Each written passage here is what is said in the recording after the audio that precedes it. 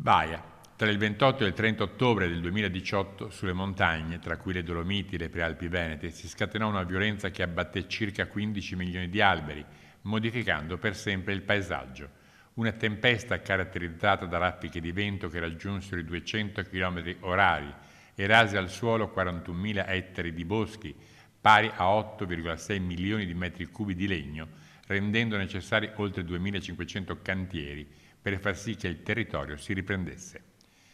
Il presidente della regione Veneto, Luca Zaia, nel ricordarla, ha detto come siano passati 6 anni da quando la tempesta Baia si abbatté sui nostri monti e boschi e oggi possiamo dire con orgoglio che le Dolomiti sono tornate a risplendere.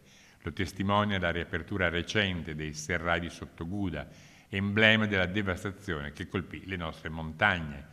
Serrai che sono nel territorio di Roccapietre, di cui allora era sindaco Andrea De Bernardini. Sono stati momenti bruttissimi perché la mancanza di collegamenti è stata incredibile. In un attimo si è perso tutto quello che eravamo abituati a fare, quindi cellulari, telefoni, internet, computer, non andava più niente. Quindi non sapere cosa succedeva nel villaggio vicino, nel mio comune, è stata la grande tragedia. I serrai di Sottoguda sono stati l'emblema, rimangono l'emblema di quello che è successo a Vaia, a Roccapietore, ma ricordo che 24 dei 30 torrenti che ha il comune sono esondati tutti assieme. Nel momento in cui è arrivato il vento sono andati fuori quasi tutti i torrenti, creando davvero dei disastri ovunque. Vaia per me è stata un'esperienza assolutamente memorabile da tutti i punti di vista, ricorderò per tutta la vita. Ricordo per esempio quel momento in cui, molto difficile, ho preso la decisione come coordinatore dell'unità di crisi regionale di far chiudere tutto a Belluno, dando questa indicazione al prefetto di Belluno e poi a cascata a tutti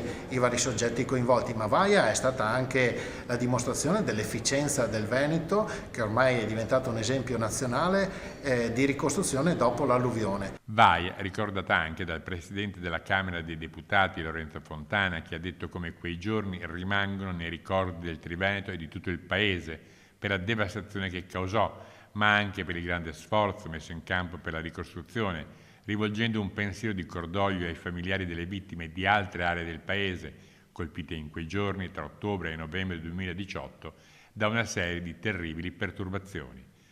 Tempi duri generano uomini forti, ha invece sintetizzato il presidente della provincia. Da Vaia cosa ci resta? Ci resta sicuramente che tempi duri generano uomini forti e quindi siamo riusciti a trasformare quella che era una tragedia in un'opportunità. In questi anni tanto è stato fatto grazie ai soldi che sono stati stanziati dal governo, che la regione ha coordinato attraverso i soggetti attuatori e che hanno permesso di dare nuova sicurezza al nostro territorio bellunese. Questo è quello che ci resta di Vaia. C'è ancora da fare? Sicuramente sì, c'è l'impegno da parte di tutti, con l'auspicio che attenzione e prevenzione dovranno essere comunque dei punti di riferimento su cui tutti cercheremo di percorrere gli anni futuri.